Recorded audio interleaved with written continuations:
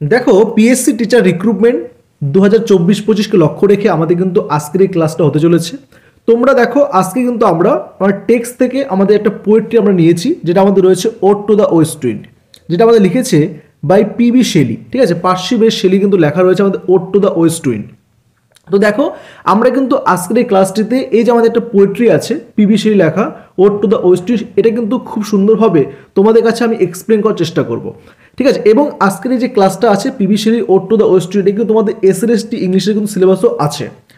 ঠিক আছে, তোমরা কিন্তু সুন্দরভাবে প্রত্যেকটা এসে দেখবে।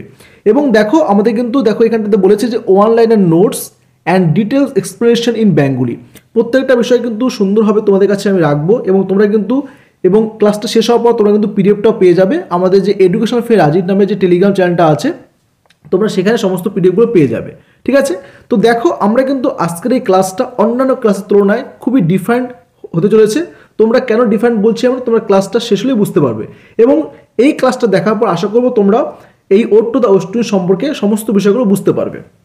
ওকে, তো দেখো আমরা কিন্তু এক এক করে সমস্ত বিষয়গুলো দেখবো এবার। দেখো তো দেখো প্রথমে দেখো তোমরা দেখতে পাচ্ছ উপরে লেখা রয়েছে ode to the West wind by PB Shelley. এবং আমাদের যে রয়েছে পিবি শেলি, তার দেখো এটা কিন্তু আমাদের এটা যে ওডটা আছে খুবই সুন্দর কিন্তু একটা ওড রয়েছে, যেটা ode to the West wind রয়েছে। এবং দেখো প্রথমে আমাদের দেখতে হবে যে ode to the West wind কম্পোজটা কবে হয়েছে। ঠিক আছে, কম্পোস্ট বলতে পারি বা রিটেন, যে লেখা মূলত কবে হয়েছে।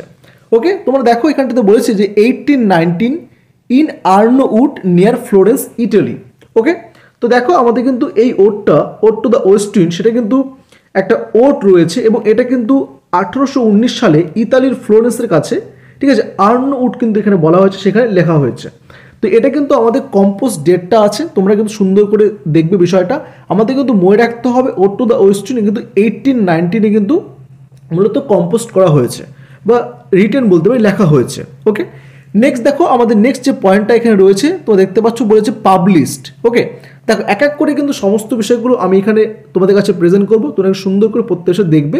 তোমরা কিন্তু অবশ্যই একটা খাতা এবং পেন নিয়ে বসবে এবং সমস্ত বিষয়গুলো কিন্তু পয়েন্ট করে রাখবে।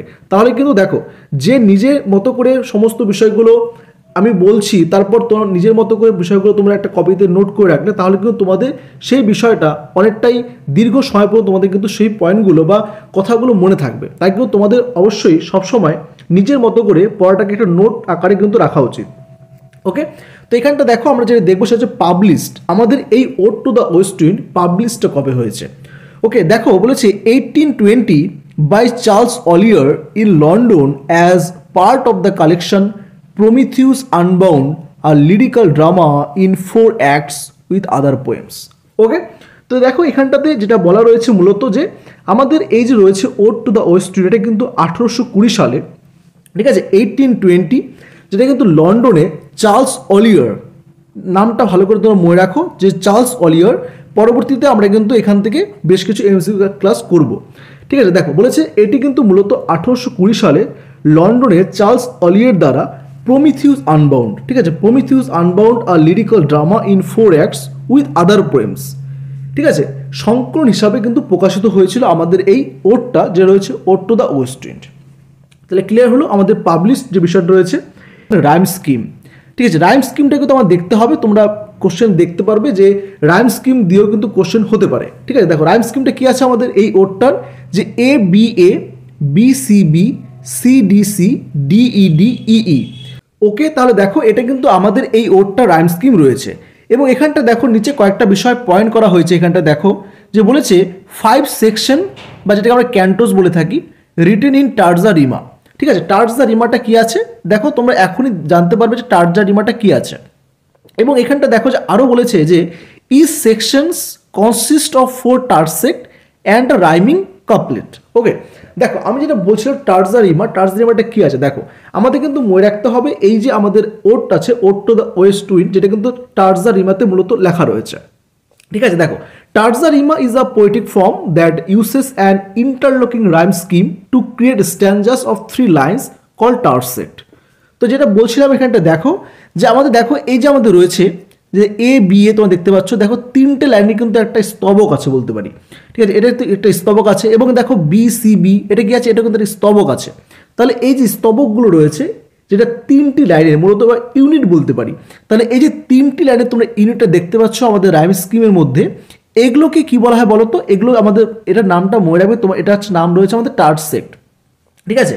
বা এই যে টার্ট সেটগুলো যা আছে, যেটা 4 টার্ট সেট বলছি আমরা এখানটা, দেখো 4টা টার্ট সেট আছে, 1 নাম্বার, 2 নাম্বার, 3 নাম্বার আর 4 নাম্বার। এই যে টার্ট সেটগুলো দেখতে পাচ্ছি আমরা 4 টার্ট সেট, এই টার্ট সেটগুলোকে কিন্তু আমাদের টার্জা রিমা বলা হয়ে থাকে, ঠিক আছে? কি বললাম দেখো, 3টি লাইনের ইউনিটকে তোমরা মনে রাখবে টার্জা রিমা বলা হয়ে থাকে। এটা একটা পোয়েটিক ফর্ম, ঠিক আছে? কাব্যিক একটা ফর্ম রয়েছে আমাদের এই টার্জা রিমা। এবং দেখো তোমরা দেখতে পাচ্ছ যে দুটো লাইন রয়েছে ই, আমাদের রাইম স্কিমে যেটা ই দেখতে পাচ্ছ তোমরা লেখার শেষে একদম, এটা কিন্তু দুটো লাইনের ইউনিটকে মনে রাখবে তোমরা বলা হয়ে থাকে কাপলেট, ঠিক আছে? এটা হচ্ছে কাপলেট। তাহলে দেখো আমরা জানতে পারছি এখান থেকে যে 3টি লাইনের যে ইউনিট তাকে বলা হয়ে থাকে টার্জা রিমা, এবং 2টি লাইনের যেটা ইউনিট সেটা কিন্তু কাপলেট হয়ে থাকে, ঠিক আছে? দেখো আশা করি তোমরা এই ফার্স্ট যে স্লাইডটা আছে প্রত্যেকটা বিষয় বুঝতে পেরেছো। চলো তাহলে নেক্সট আমরা দেখে নিই। দেখো এরপর দেখো আরও কিছু বিষয় রয়েছে আমাদের এই ওটটার সম্পর্কে, তোমরা এক এক করে সমস্ত বিষয়গুলো দেখে নাও। দেখো প্রথমে যেটা বলেছে রিদম, ঠিক আছে? রিদমটা কি আছে আমাদের, যে এই যে পোয়েমটা আছে সেটা তাল কি আছে। দেখো তাল আমাদের রয়েছে, যেটা রিদম, যেটা হচ্ছে আয়াম্বিক, ঠিক আছে? আয়াম্বিকে লেখা আছে, এবং মিটার দেখো বলেছে পেন্টামিটার। তোমরা কিন্তু কোশ্চেন লক্ষ্য করবে যে আমাদের এই পোয়েমটা যে ode to the West wind কোন আমাদের মিটার লেখা রয়েছে, তোমরা মনে রাখতে হবে পেন্টামিটারে লেখা আছে, আয়াম্বিক পেন্টামিটারে কিন্তু লেখা রয়েছে আমাদের এই ode to the West wind. Okay, তারপর দেখো বলেছে টাইপ অর জনরা, ঠিক আছে? কবিতার আমাদের ধরনটা কি আছে, টাইপটা কি আছে, এটা কিন্তু একটা ওড আছে, ঠিক আছে? দেখো আমরা কিন্তু অনেকক্ষণ থেকেই বলে যাচ্ছি ode to the West wind, ode to the West wind. আসলে এই ওডটা কি বলো তো? এবার দেখো তোমরা বুঝতে পারবে যে ওডটা কি আছে। তো এখানটা দেখো বলেছে a poem that is written for a special occasion or that speaks to a particular person or things.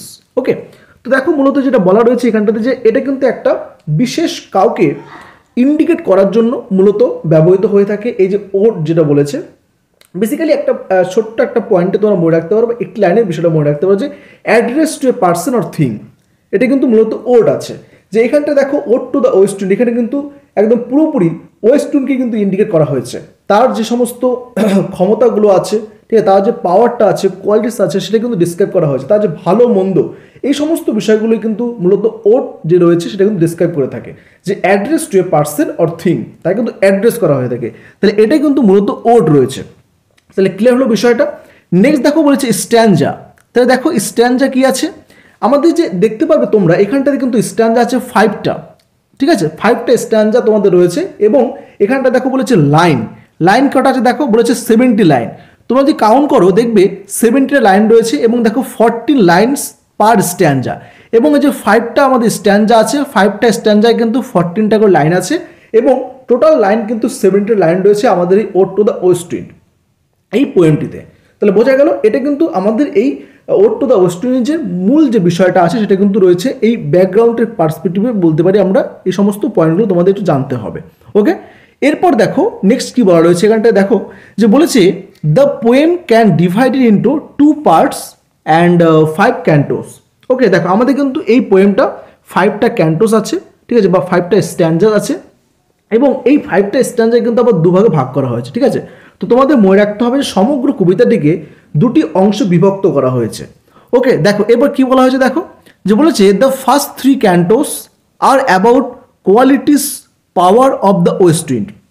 ওকে, দেখো যেটা বলেছে এখানটাতে, যে প্রথম ভাগে মূলত আমাদের 3টে যে ক্যান্টোস আছে, ফার্স্ট স্ট্যাঞ্জা, সেকেন্ড স্ট্যাঞ্জা এবং থার্ড স্ট্যাঞ্জা, যেটা আমরা ক্যান্টোস বলে থাকি। এই 3টে ক্যান্টোসে কিন্তু আমাদের মূলত আমাদের ওয়েস্ট উইন্ড যে রয়েছে, ঠিক আছে, পশ্চিমা আমাদের বাতাস যে রয়েছে, ঠিক আছে, তার যে একটা মানে ধরন বা পাওয়ার, মূলত আমরা যে দেখেছি এই ওড টু দ্য ওয়েস্ট উইন্ডে আমাদের যে ওয়েস্ট উইন্ড আছে তার যে মূলত যে থিম আছে আমাদের এই কবিতার, সেটা হচ্ছে যে ডিস্ট্রাকশন অ্যান্ড রিবার্থ। তাহলে দেখো প্রথম 3টে আমাদের ক্যান্টোসে কিন্তু আমাদের ওয়েস্ট উইন্ডে যে ধরন বা ক্ষমতা সেই সমস্ত বিষয়গুলো কিন্তু ডিসক্রাইব করা হয়েছে ফার্স্ট 3টে ক্যান্টোসের মধ্যে, ঠিক আছে? এবং দেখো নেক্সট আমাদের বলেছে যে the last 2 cantos give a relation between the wind and the speaker. Okay, এবং দেখো শেষ দুটো যে ক্যান্টোস আছে বা শেষ দুটো যে স্ট্যাঞ্জা আছে সেখানে কিন্তু আমাদের পশ্চিমা বাতাসের সাথে আমাদের স্পিকারের মধ্যে যে একটা সম্পর্ক সেটা কিন্তু ব্যক্ত করা রয়েছে। তাহলে দেখো এটা কিন্তু রয়েছে আমাদের মূলত ওড টু দ্য ওয়েস্ট উইন্ডের একটা বেসিক একটা জায়গাগুলো। তাহলে দেখো আজকের এই ক্লাসটা কিন্তু এই পর্যন্তই রয়েছে। তাহলে দেখো আশা করি তোমরা সমস্ত বিষয়গুলো বুঝতে পেরেছো। এরপর কিন্তু তোমরা অবশ্যই ওড টু দ্য ওয়েস্টিনটা লাইন বাই লাইন তোমরা ডিসকাস করবে এবং তোমরা পড়বে। আমি কিন্তু ওড টু দ্য ওয়েস্টিন সম্পর্কে আগেই ক্লাসটা করিয়ে রেখেছি, তোমরা চাইলে সেই ভিডিওটা দেখতে পারো। এই ভিডিওর ডিসক্রিপশন বক্সে আমি সেই ভিডিওটার লিঙ্ক শেয়ার করে দেবো, তোমরা সেখান থেকে সমস্ত বিষয়গুলো দেখতে পারবে। ওকে, দেখো আমরা কিন্তু আজকে ওড টু দ্য ওয়েস্টিন থেকে ফার্স্ট ক্লাস করছি এবং নেক্সট ক্লাস কিন্তু নেক্সট ডেতে আসবে। তোমরা কিন্তু অবশ্যই ক্লাসটা দেখবে। তোমরা কিন্তু অবশ্যই ক্লাসটা তোমাদের ফ্রেন্ডসদের মধ্যে শেয়ার করে দিবে।